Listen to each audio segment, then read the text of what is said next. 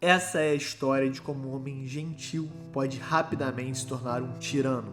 A tragédia de Bartholomew Kuma. O capítulo 1072 mudou o jogo no universo de One Piece. Stussy foi revelada como um clone perfeito de Miss Bakin, uma pirata de uma das tripulações mais infames e poderosas de toda a história, os Piratas Rocks. Esse é o paradigma de Egghead. Tudo que achávamos que sabíamos sobre o mangá foi expandido para um horizonte que vai além do século perdido. Acostumados com uma linha do tempo linear, Vegapunk nos virou de cabeça para baixo quando deixou claro que o passado, na verdade, é o futuro. One Piece é um mundo pós-apocalíptico, onde uma sociedade decadente vive alheia à grandeza tecnológica que já alcançou. Memórias são editadas, o passado censurado e as informações históricas mais precisas são passadas por uma língua morta, praticamente indecifrável, fora Nico Robin e aqueles que têm a capacidade de ouvir a voz de todas as coisas.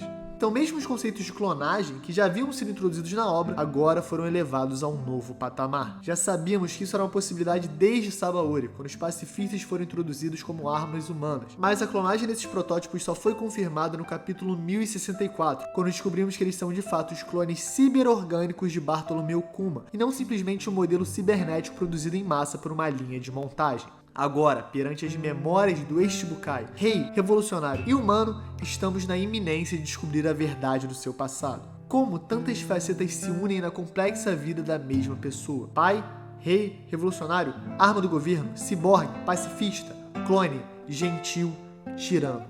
Quem é Kuma e qual é a tragédia da sua vida? Bora pra teoria, porque essa promete não só desvendar o passado de Kuma, mas também, possivelmente, o futuro de Bonnie, a sua filha. Ou será que não? Bora pra teoria. Fala galera, Chapéu de Palha aqui, eu sou o Derek. Teoriazinha do Three Skull Theories. Checa aí na descrição, o Joe é muito bom, o maluco manda muito bem. Se você fala inglês, vale a pena. Deixa o like, se inscreve, checa a nossa lojinha, clica no sininho, faz esses memes e... Alanzito, chama na vinheta, chama a vinheta.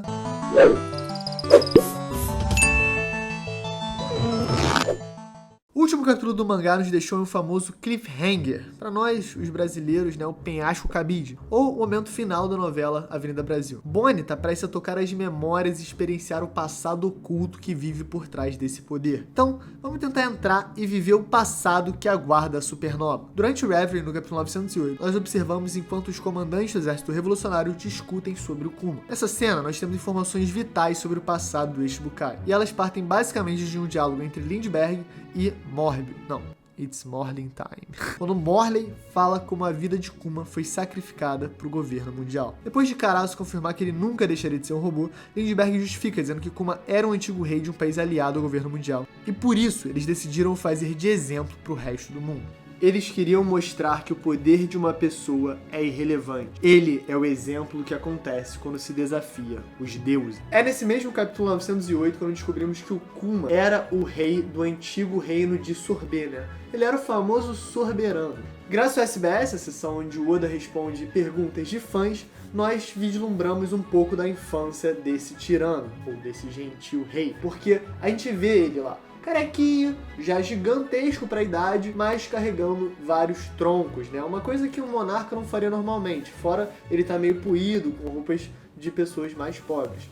Isso pode apontar para diversas possibilidades, mas considerando que é canon o fato de Kuma ter eventualmente se tornado um rei e também tendo uma linhagem real confirmada pelos guardas do Reverie, reconhecendo a rainha viúva Connie como uma monarca de Sorbet, quando a Bonnie se disfarçou da vovó no capítulo 908, podemos assumir que a sua terra era extremamente pobre, talvez um lugar em que até os monarcas tenham que contribuir com a sociedade e ver como cidadãos, entre aspas, comuns. E justamente dessa proximidade com as camadas mais baixas da sociedade, pode ter nascido o espírito de justiça de Bartholomew Kuma. Tá, mas nessa mesma toada, por que o governo mundial resolveu tornar o Kuma um exemplo, A gente vê que, mesmo entre os tantos escravos, ele é um escravo especialmente requisitado e especialmente punido. A crueldade em cima do corpo do Kuma no Reverie ficou óbvia, porque ele estava todo destruído e sendo usado constantemente como se fosse um bando de criança dividindo um PlayStation. O motivo para isso parece ser bem óbvio. Como revelado pelo Dr. Vegapunk no capítulo 1066, pós-tragédia de Ohara, naquele mesmo ano, Monkey D. Dragon, Bartholomew Kuma e Emporio Ivankov se uniram para fundar o Exército Revolucionário. Então o homem que caiu nas mãos do governo mundial não era simplesmente um rei, um criminoso, um pirata, ele era um dos líderes do projeto que visa acabar com o governo mundial, né? O Dragon não é conhecido como o homem mais perigoso do mundo à toa, e é exatamente dessa organização que a gente está falando. Mas fora isso, ele também parece ter desenvolvido uma amizade com o Dr. Vegapunk, né? O líder, o verdadeiro cabeça pensante do grupo Mads. Eventualmente, o Vegapunk vai ser preso, né? Os Mads acabam e cada cientista maluco segue seu próprio trajeto, a gente sabe muito bem disso. Enquanto isso, o Kuma provavelmente continua operando como um revolucionário e crescendo a sua infâmia e reputação. Mas essa reputação provavelmente é falsa. No capítulo 908, quando Sabo descobre o destino que o corpo cibernético do Kuma levou, ele reage fortemente, qualificando o Kuma como alguém gentil e de bom coração, né? O que fizeram com o gentil Kuma? E é óbvio, levando em conta que ele fundou o exército revolucionário, dá pra dizer que ele tinha uma preocupação com liberdade e justiça, especialmente depois do incidente de Ohara. E a gente também vê, né, quando a Bonnie lembra dele, ela lembra dela criança, com ele sorrindo, feliz, nos braços do seu pai. Então, realmente dá a impressão de alguém que é, de certa maneira, do bem. Do mesmo jeito que o Oda desenhou os Chichibukais criança, também acompanhamos os supernovas crianças. Bonnie também parece viver em meio à pobreza, mas diferente do seu pai, que parecia estar trabalhando, podemos ver ela rodeada por muita comida. Não dá pra interpretar que o reino de Sorbet não era um reino cheio de pujança e tal, mas que era um reino que tinha bastante comida, ou no mínimo um pai super dedicado a fazer a filha feliz. Então, lembra da Connie do capítulo 908? Ela é provavelmente a avó da Bonnie e a mãe do Kuma. E como ela foi reconhecida pelos guardas do Reverie, dá pra assumir que a linhagem real de Sorbet já frequentava esse lugar há um bom tempo. Então, a gente sabe que o Kuma, ou como príncipe, ou como rei, ou como os dois, frequentou o Reverie. E agora, você imagina um Kuma rei de Sorbet só ficando caladinho, quieto no Reverie, olhando as coisas acontecendo? Óbvio que não. O cara devia estar perturbando por mais justiça, mais igualdade e coisas do gênero. O que, óbvio, nenhum daqueles reis, ou a grande maioria, não queria ouvir. Como sabemos que ele parecia ser alguém inclinado aos ideais de justiça e liberdade, é difícil imaginar um Kuma apático nessas grandes reuniões políticas e de poder. Assim como o Rei Riku e o Rei Cobra se posicionaram com firmeza na última edição com a petição pela abolição dos sistemas Chichibukais, o nosso tirano gentil deveria perturbar a galera na roda de negociação também. Como vimos no Reverie, temos 50 nações representadas, entre estados maiores e menores. É normal que os estados mais poderosos usem sua influência para que países menores e mais necessitados estejam no fronte de batalha, lutando pelos interesses dos seus patronos. Esse tipo de vassalagem não é incomum, e não é difícil imaginar o reino de Sorbet se encontrando num conflito entre dois estados maiores, ou simplesmente sendo punido pelas ações de seu líder. Mas punido como? Não seria simplesmente uma coisa banal, tipo ir atacar o reino de Sorbet. Provavelmente usavam maquinações políticas para ir enfraquecendo e tornando cada vez mais Sorbet dependente de outros estados, ou até pior, uma espécie de estado cliente. É possível até que em certo momento seu reino tenha sido anexado por um mais poderoso, tornando uma grande fábrica de armas e suprimentos para suas contrapartidas políticas. Então especulamos em um cenário em que Kuma cresceu em condições relativamente mundanas, mesmo sendo da realeza, e por ter esse contato próximo com a pobreza, a realidade da pessoa comum, desenvolveu um senso de justiça e liberdade superior ao de seus colegas de sangue azul. Essa realidade o colocou em rota de colisão contra monarcas mais poderosos, que gerou retaliação, dor, sofrimento, tudo de ruim pro seu povo, né? E tudo o que ele lutava contra. E aí, o Buster Call chamado Ohara deve ter sido a gota que transbordou o pote. O cara percebeu que os caminhos burocráticos, diplomáticos, legais não eram o suficiente para mudar o mundo. E aí, unido ao Dragon e Ivankov, eles fundaram o Exército Revolucionário. E dá essa pegada, né? É um vamos tentar mudar o mundo, custe o que custar. Porque pelos caminhos normais não tem como vencer a ganância, a soberba da elite liderada por Insama, com o Gorosei e os nobres mundiais, e depois abaixo a monarquia vigente. Mas calma, porque não é só de desgraça que a vida do Kuma é feita. Também tem desgraça. Ou vocês acharam que o governo mundial achar suave um nobre virar revolucionário e fica por isso mesmo? Pois é, o Oda dá a entender que houve uma grande retribuição por esse ato, provavelmente na forma de um Buster Call chamado contra o reino de Sorbet e liderado pessoalmente pelo Cão Louco, nessa altura que devia ser vice-almirante ou coisa assim, o Akainu. Essa batalha teria destruído completamente o reino de Sorbet, tornando uma sombra do que foi antes. Então, imagina um reino modesto que depois foi completamente destruído e se tornado completamente irrelevante no panorama mundial. e diminuindo drasticamente a sua relevância perante o cenário global. Esse Buster Call liderado pelo Akainu explicaria especificamente o ódio que a Bonnie sente por ele. Quando ele vai capturar ela lá durante aquele período lacuna do time skip, a gente vê ela gritando e falando: eu nunca vou perdoar você pelo que você fez. Só que a gente nunca entende exatamente o que ele fez, mas montando esse quebra-cabeça dá pra assumir que ele certamente agiu ordenado pelo governo mundial contra o reino de Sorbet. Mas eis que chegamos no plot twist. Essa é a grande tragédia do passado de Kuma. A batalha no reino de Sorbet, na verdade, matou a sua filha, a princesa Jurley Bonnie.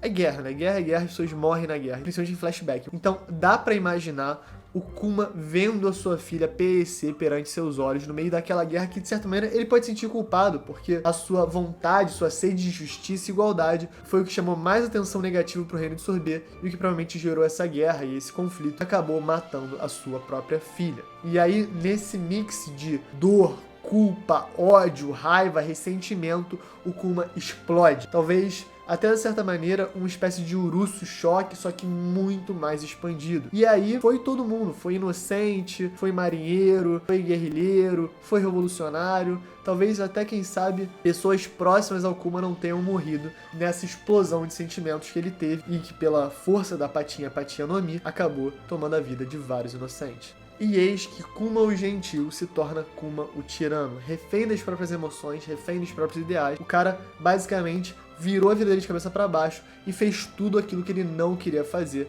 que era machucar aquele esperto dele. Depois de voltar a si, dá pra imaginar que Kuma se entregou ao governo mundial, tomado por culpa e remorso, e sem mais nada a perder, já que seu propósito de vida não existia mais. Capturado pelo governo mundial, eis que o destino sorri de novo para Kuma, porque Vegapunk tá lá, um velho amigo, alguém que tem contato com os revolucionários, de certa maneira, a gente viu que ele era amigo do Dragon, e nesse momento isso acalenta um pouco o Kuma, que pode focar nos projetos malucos do Vegapunk e talvez até começar o projeto pacifista, né, ser usado como modelo, sua força física, suas habilidades, fator de linhagem, trabalhando bem próximo do Vegapunk. Mas clonagem e melhoramento cibernético provavelmente não eram os únicos projetos que eles trabalhavam. Foi nessa época que os dois descobriram algo que uns chamariam de milagre e outros de abominação. Combinando os poderes da Patinha em materializar memórias e a tecnologia de criar humanos a partir da combinação de células e o domínio do fator de linhagem, seria possível trazer alguém de volta à vida. Claro, com essa possibilidade de consertar o seu maior erro, aliado à sede insaciável do Vegapunk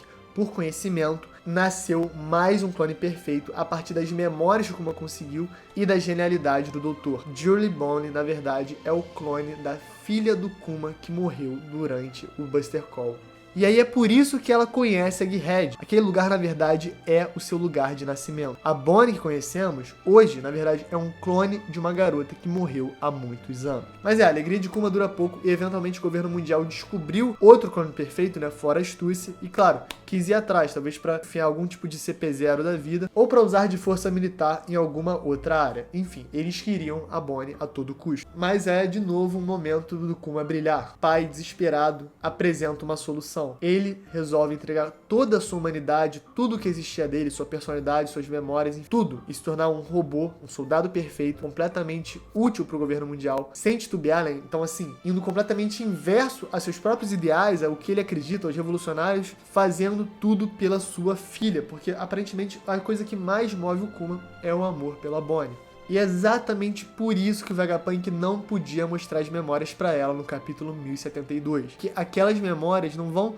machucar só, vão destruir a Bonnie. Vai descobrir que ela é responsável indiretamente, né, mas óbvio que ela vai se culpabilizar pela decisão do pai, também que ela é um clone de uma pessoa que já morreu, então até a própria identidade dela vai ser posta em questão e vai destruir a mente dela, porque para todos os efeitos ela é a Bonnie, mas se ela descobrir que ela é um clone de alguém que já morreu, será que ela vai se sentir a Bonnie ou será que ela vai começar a se questionar o que ela pensa, o que ela é, o que significa tudo que ela já passou? Provavelmente vai ter mais coisa nesse flashback e é possível até que a gente tenha um flashback estendido que vai revelar a identidade de Insama, que vai revelar a relação do governo mundial e pra mim em especial porque o Kuma tá escalando a Red Line, né? O que significa exatamente isso? Qual é o paralelo que isso tem com uma armadura de gigante que fez isso 200 anos atrás na história? Essas perguntas ainda estão sem resposta, mais o flashback do Kuma, né? Flashback que a Bonnie vai entrar, ou de certa maneira entrou, ou enfim, se a gente vê, né? Porque a gente sabe que o Vegapunk e ela desapareceram, mas provavelmente eles vão estar dentro dessas memórias, vai acabar interagindo com isso nos próximos capítulos. Então, fica esperto,